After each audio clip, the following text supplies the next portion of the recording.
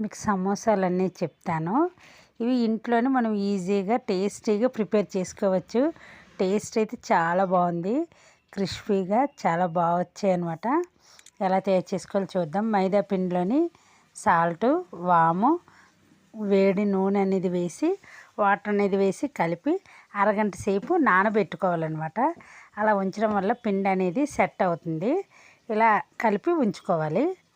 తర్వాత కూరకి బంగాళదుంపలు అనేవి ఉడికించి ఉంచుకుందాము. ఆయిల్ వేసాక ఉల్లిపాయలు, కొంచెం సాజీరా వేసాను. ఇవి బాగా వేగిన తర్వాత పసుపు, సాల్టు, కారం, గరం మసాలా, ధనియాల పొడి, చాట్ మసాలా ఇవన్నీ కలిపి ఈ వేగిన ఉల్లిపాయల్లో వేసి బాగా కలుపుకోవాలి.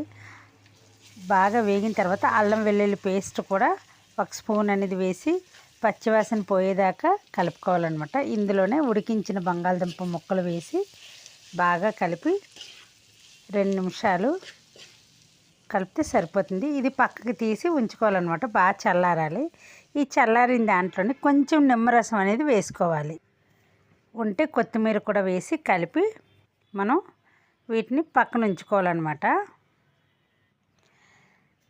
తర్వాత మనం మైదా పిండి అనేది కలిపి ఉంచాం కదా, అవి ఉండలు అనేవి చేసి ఇలాగా చపాతీలాగా ఒత్తుకోవాలి. ఒత్తి మధ్యకి కట్ చేసి మనం ఈ సమోసా ఆకారంలో పెట్టి అందులోని స్టఫింగ్ అనేది పెట్టి క్లోజ్ చేసేయడమే.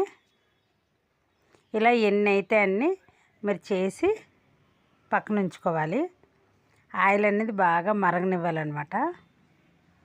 బాగా మరిగిన ఆయిల్లోని మనం చేసిన సమోసాలన్నీ వేసి చిన్న మంట మీద స్లోగా వేయించుకోవాలి. ఇలా వేగితేనే సమోసా అనేది చాలా క్రిస్పీగా ఉంటుంది. టేస్ట్ అయితే చాలా బాగుంటుంది. కాకపోతే కొంచెం లేటుగా అవుతాయన్నమాట. బాగా వేగిన తర్వాత మనం సర్వ్ చేసుకోవడమే. టేస్ట్ అయితే చాలా బాగుంటుంది.